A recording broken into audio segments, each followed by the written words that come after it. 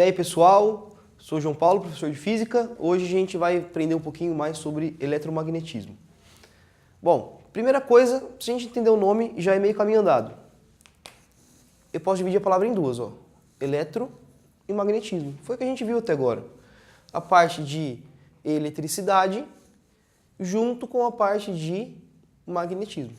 Tudo bem? O que é o fundamental do eletromagnetismo? É a indução eletromagnética. Indução eletromagnética fala pra gente que uma coisa induz a outra, ela provoca a outra. Então, o fundamental da gente ter na cabeça é que não é qualquer coisa que provoca a outra, mas é a variação de uma coisa vai provocar a outra.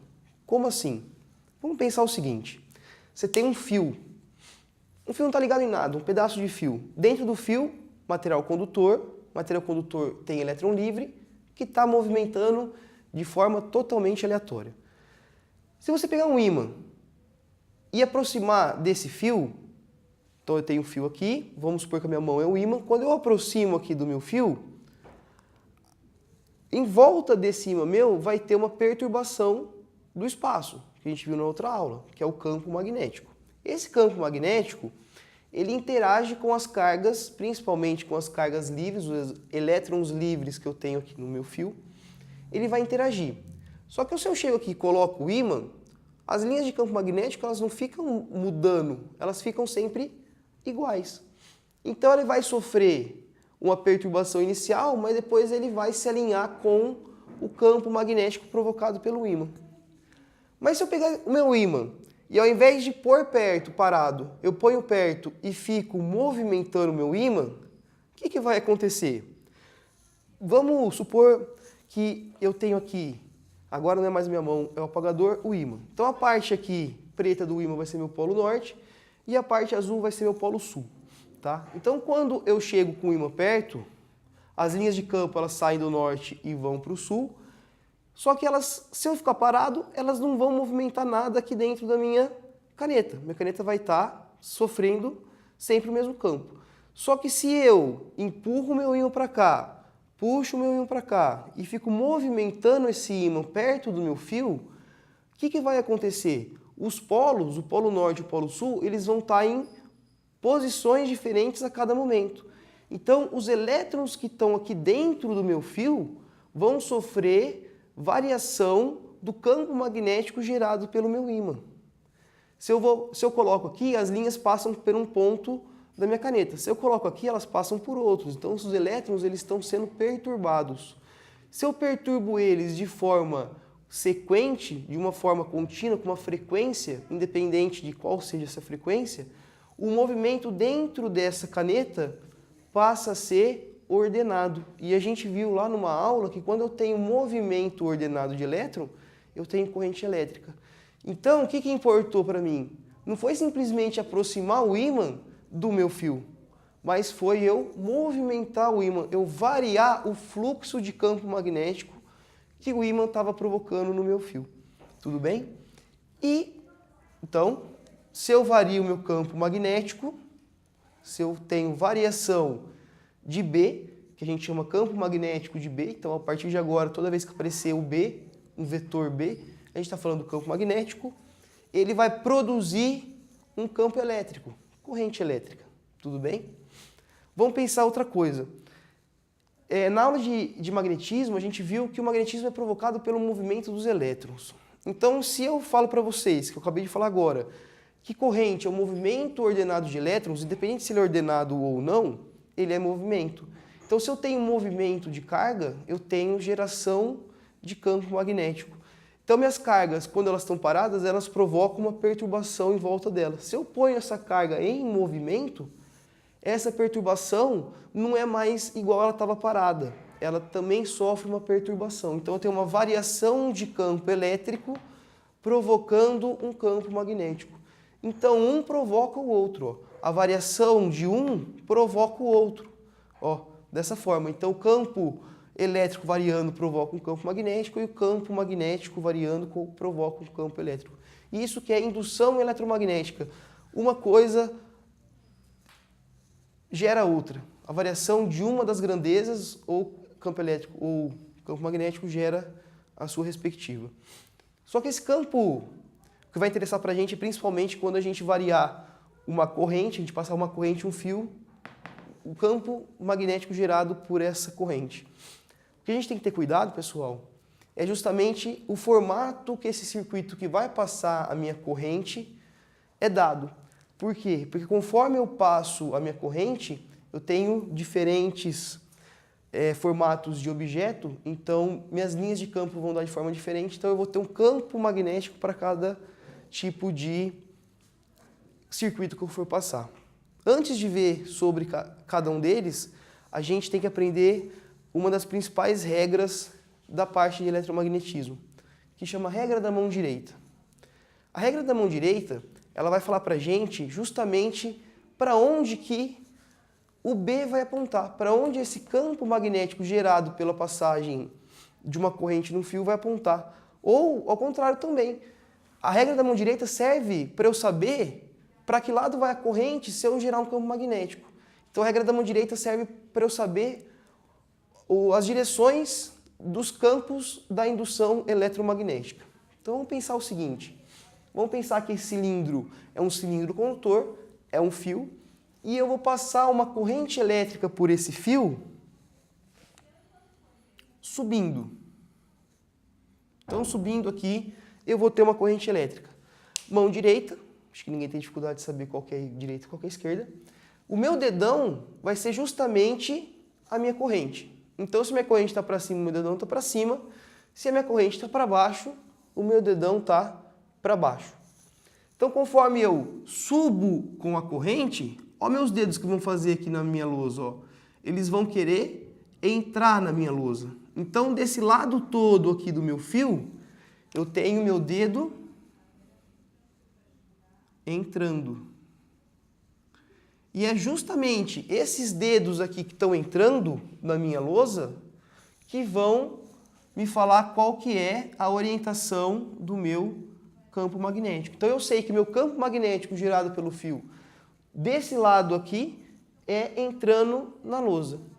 Se eu contorno minha lousa, quando minha mão chega aqui, ó, minha corrente está para cima, meus dedos agora eles estão saindo da lousa. Então, desse outro lado, meus dedos estão saindo. Então, o campo magnético está saindo. Fica estranho escrever assim.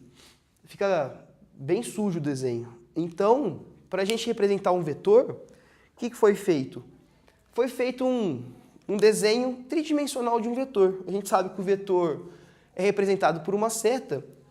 E se eu faço uma seta em 3D, eu vou ter um negócio mais ou menos assim. Não é meu forte, mas dá para entender. É uma seta em 3D. Vamos só colocar um pouquinho mais de corpo nela aqui para não... Então, essa seta aqui vai ser a seta indicada pelos meus dedos. Quando elas estão entrando na lousa, é como se eu pegasse essa seta, vamos mostrar a caneta aqui, ó. A caneta vai ser a ponta da seta e aqui atrás é como se tivesse um X. Então, quando a minha seta ela penetra na lousa, o que você está vendo aí? Ó? Você está vendo a bundinha da minha caneta. Você está vendo um círculo. E se tivesse um X nesse círculo, ficava aparecendo aqui, ó, o símbolo do X-Men. Então, toda vez que eu tiver esse desenho indicando o meu campo magnético, eu tenho que saber que esse desenho significa um vetor entrando na lousa. Ele está entrando aqui no papel. Se eu for ver aqui do outro lado, vai ser o contrário. Ó. A minha seta vai estar saindo. O que você está vendo aí? Ó? Você está vendo o biquinho da caneta. Então, se eu fosse representar isso por um desenho, seria ó, uma tetinha. Então, eu tenho aqui o campo magnético saindo e o campo magnético entrando. Então, a partir de agora, esses desenhos eles vão representar a palavra saindo e a palavra entrando. Olha como fica melhor para entender o que está acontecendo. Tudo bem? Então, a regra da mão direita fala isso. Se eu trocar, se eu fizer minha corrente descer, minha corrente desce agora, então o meu dedão também tem que descer. Se ele tem que descer, ó, lá daquele lado, meus dedos eles estão saindo da lousa. Eles estão indo para vocês aí, ó. Então os meus dedos eles estão saindo. Saindo não é assim que eu represento. Saindo eu estou vendo a pontinha da minha seta. Então saindo vai ser uma bolinha. Do outro lado, quando eu faço o meu dedão, o sentido da corrente que é descendo, os meus dedos que indicam o campo magnético, eles vão, ó, bater aqui na tela. Eles vão entrar dentro da minha lousa. Então isso aqui eu vejo a bundinha da minha seta, que é o X. Troca, inverte, o campo ele começa a girar para o outro lado. Eu vou ter um campo circular, porque independente se for para cima ou para baixo, ele é contínuo. Minha mão dá a volta 360 graus. Então eu vou ter aqui, ó, um campo magnético fazendo isso aqui, ó. Ele vai dando voltas em torno do meu fio, tudo bem? O que acontece? O que acontece é que se eu troco o formato desse fio, o formato do meu campo magnético também se altera. Por exemplo, se eu pegar um fio cilíndrico, vamos, para não ficar estranho aqui meu circuito, vamos fazer isso aqui. E aí quando entra a minha corrente subindo aqui, olha o que vai acontecer. Minha corrente vai subindo, então no centro da minha espira, o meu dedo está saindo. Então aqui no centro da minha espira, que é o que geralmente vai importar no meu exercício, como ele está saindo, você está vendo a cabecinha aqui, ó. Então é a bolinha. Então esse campo magnético vai estar saindo. Se eu tivesse feito ao contrário, se eu tivesse trocado isso aqui, então estaria descendo, desse lado estaria subindo a corrente, então ele estaria entrando, seria um xizinho. Agora se eu pego um monte disso aí, se eu pego um monte de espira é uma argolinha feita de fio, se eu pego um monte de espira e enrolo ela num tubo, por exemplo, então eu vou ter um negócio mais ou menos assim, ó. Um tubo enrolado com um monte de espira. A gente chama isso daí de solenoide, tá? Um solenoide é quando você tem um monte de espira enrolada, tá? Tem um monte de espira junto.